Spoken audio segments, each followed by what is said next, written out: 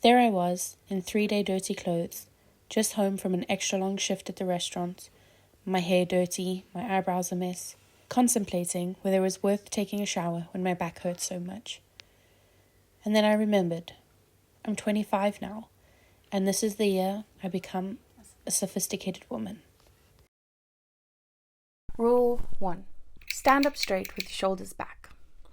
When I think about who I want to be as a woman, the list literally goes on for pages. I think about women who've inspired me for certain reasons. I think about the women in the Bible and all that they do and who they are and their characteristics. And I think about the women who have imparted wisdom into my life, or just the woman who walks into the room. And if I had to try and do everything all at once, I think I might just lose my mind. The woman who works out and eats healthy and food preps and cleans her house, gets enough sleep and works a job that she loves and is running a business, and that's not possible right now. Not for now, right now. I bought this book in an airport on my way back from a work trip in Scotland in October last year, the beginning of my latest bout of depression. Now, I am known for chronically overwhelming myself with goals and tasks and tend to take on a lot in a short term, burn out really quickly, and then feel like a complete failure. So I decided that I would tackle this book and its rules slowly. 1 rule per month for a year. 12 rules, 12 months. This is a story of 2 lobsters. The losing lobster carries himself lowly, accepting his lower position in society. His smaller house, his unsatisfactory job, his unhealthy relationship. He oversleeps or undersleeps, he eats unhealthily and is sick all the time. He has given up on his dreams, and he is no longer pursuing his goals.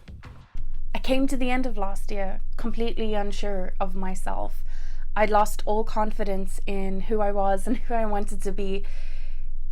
I hated my life and felt like there wasn't any point in trying.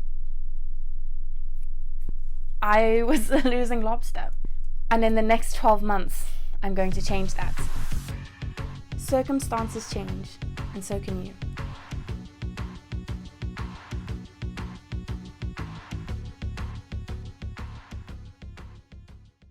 Okay, so the first chapter of this book outlines the importance of winning, or more specifically, the confidence and social status that winning brings.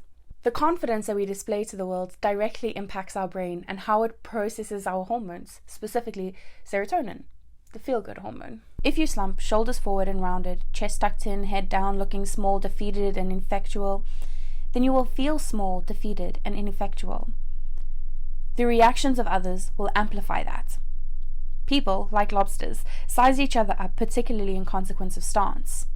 If you look at yourself as defeated, then people will react to you as if you are losing. But if you start to straighten up, then people will look at you and treat you differently. Your social status is how you are perceived by the world. Largely, this is a superficial assumption made by the people around you, your peers or your colleagues. That means that we can fake it. Many lobsters can get away without having to even fight for their rock, simply because the way that they look signals that they deserve the rock more than the other lobster does. Lobsters can be bigger, and you can be prettier. And it literally starts with standing up straight. This is what I look like on an average day. And I'm really tired. I'm looking like this. Let the transformation begin. I actually didn't even realize how long my hair had gotten because I would just wake up in the morning and just like up in a bun, not even look at it. I'm a bit insecure about it actually because you can still see the red from when I dyed it. It's also 2 different lengths from one of my mental breakdowns. And it's like half the thickness it used to be. My hair was just falling out like crazy over the last 2 years. And it's slowly starting to come back now, and I'm ready to like wear my hair. I just feel like your hair is the easiest accessory that you own. Styling your hair just makes such a difference to how you look and how you feel. So I'm ready to start wearing my hair again.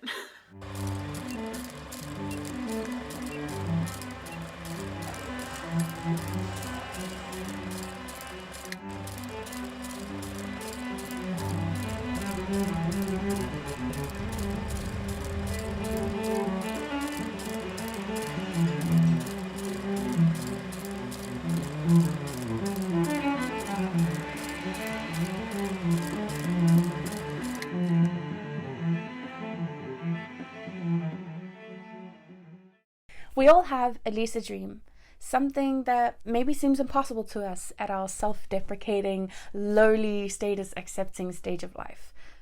But it's not. Jordan Peterson says that you can achieve anything in 5 years, but you have to have an aim. The problem is you can't win without energy, and that's where the first 2 sub-rules come in.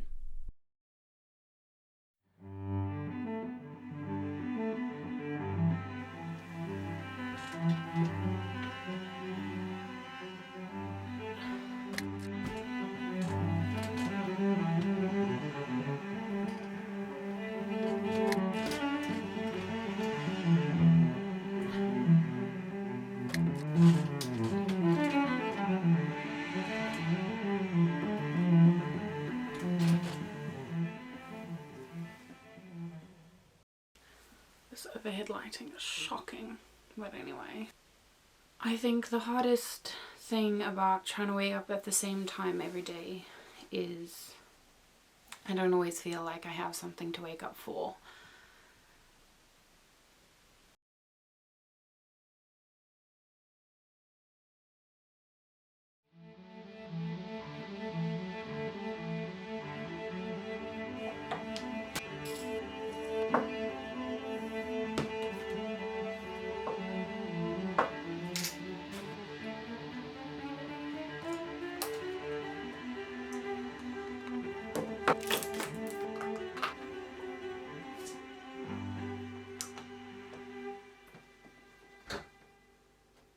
Can I just get you on overnight oats, please? Because these have literally been such a game changer for my breakfasts.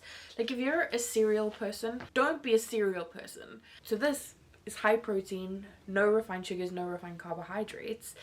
And it also has a lot of other really great things in here that are good for your metabolism, your gut, and also your hormone health. So let's chat about it quick. So I'm obsessed, and they've got jars, I mean, I love my jars. So in here you've got fiber from oats and chia seeds, so gut health, yes please. Put cinnamon in here, which is apparently good for your metabolism, and I also put Himalayan salt, which is good for your absorption of like water and hydration or something.